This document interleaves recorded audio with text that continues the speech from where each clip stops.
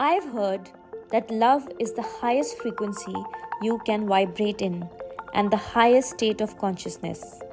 In this pure frequency of love, there is gratitude, there is creation, happiness, and oneness.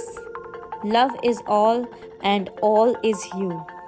Come along with me on this journey where we shall unfold the true essence of love.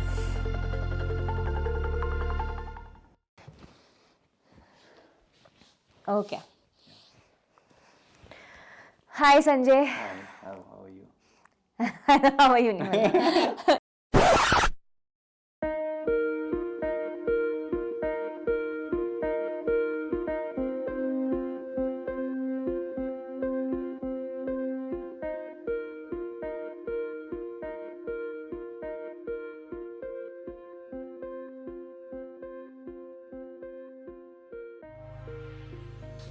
Hi Sanjay. Hi, hello. So I want to tell you one thing, that as soon as I walked into your property, Meenabaghhomes Homes, I just felt this energy of positivity and love. Like every nook and corner has such beautiful detailing, and I really want to congratulate you because you've done everything with so much love, so much compassion, that the whole place is vibing with that energy. Right. So seeing that, I was just curious to know, what do you think about love? But before you describe what you think about love, I would like you to introduce yourself. Well, this particular place that you describe very kindly is a place that I was born in, but I lived in Delhi all my life because I was a journalist for many years, and I'm here because I'm back here now because I had an option of being here in the hills. So I've taken that option of setting a place over here. So for many years I've been a journalist, and now I am doing, I'm creating a permaculture farm over here, and I have got these, I'm running these B&Bs all over the place, and a lot of farm animals and all the rest of it. So it's a kind of a sustainable project for me, wherever we are starting our properties. Now, to talk about your second question is love is an abstraction. So nobody has been able to define love. No writer, no poet so far has been able to accurately describe love. We can only talk about love as what it is not. So I believe that love is definitely love is a word which has been bandied about, as you know, everywhere by everybody. But love definitely, but mostly what I see, in my opinion, that is not love. It's mostly narcissism. It's about yourself. Why, I like you, I love you. It's about, why didn't you call me? I miss you. It's all about me. For me, love is just about giving. It's just about, you have it in you, and whatever extra you have, you give it to the world or the person. Whatever love it could be. It could be romantic love, and it could be love for what you do. Like, if you give my example, and I come here and I had the privilege of making this property because I had the resources to apply whatever creativity I had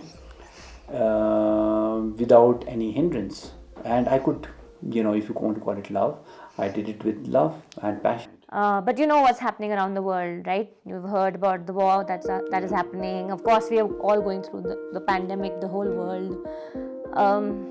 Do you think love has a chance in the current scenario, of the world? Does love have a chance to survive in this kind of a world?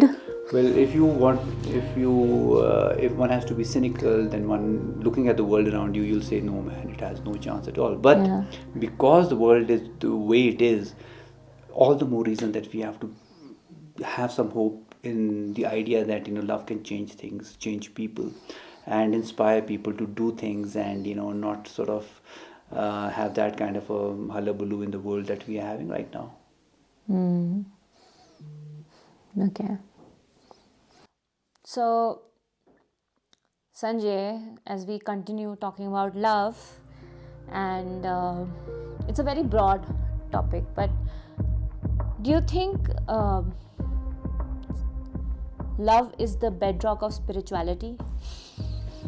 Well, I will say that yes, of course. I mean, love is the bedrock of everything. It should be, even if it's not. Yeah. It should be, because there are a lot of things that love is not required for. But if you do it with love, then obviously you enhance the experience, your personal experience, and you sort of make it much more than what it is.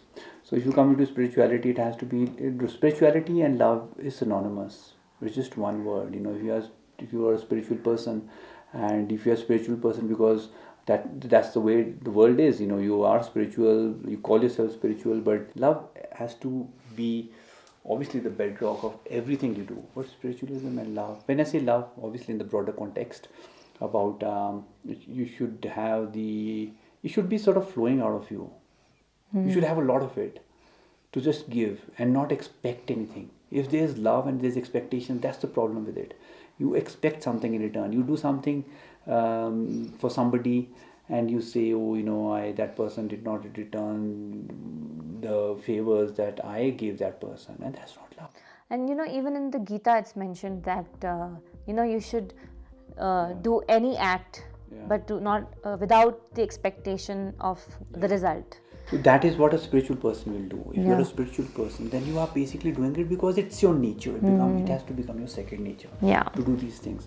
Obviously, that's like it's a very idealistic thing to expect everybody to have that. But this is an ideal, obviously, so we can aspire towards it.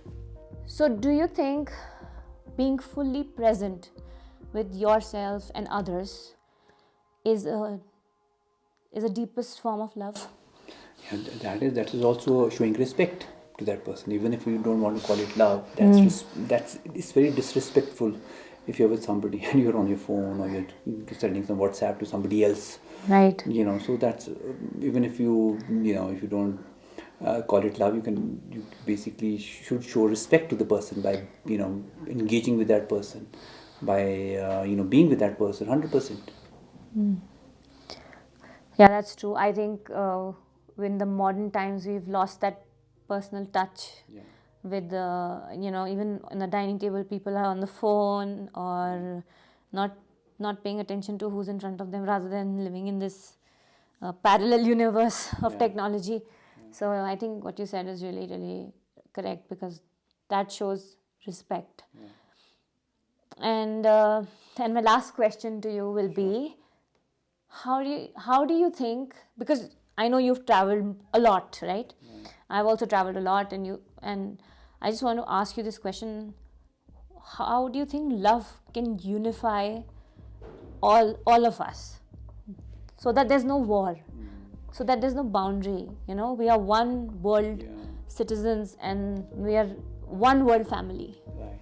So this question obviously is again, we don't know whether the love can unify us, but again, it should unify us. There is hope, right? So that's the hope that we have, that love may be able to unify us. There may be we may have that kind of a love gene in us that can help us unify, whatever color, creed, nationality we have and race we have. But whether it can, that we don't know. But yes, obviously it's an idealistic hope that we hope that love should be able to conquer all.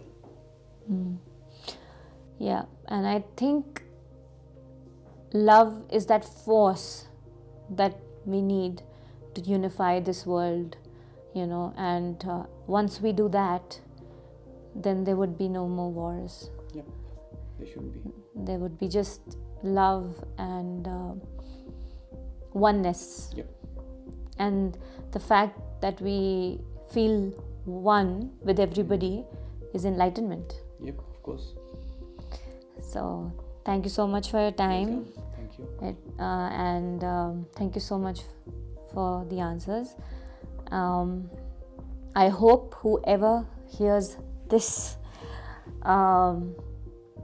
topic on love benefits from it and shares the message to whoever they love. Thank you. Thank you so much. Thanks a lot.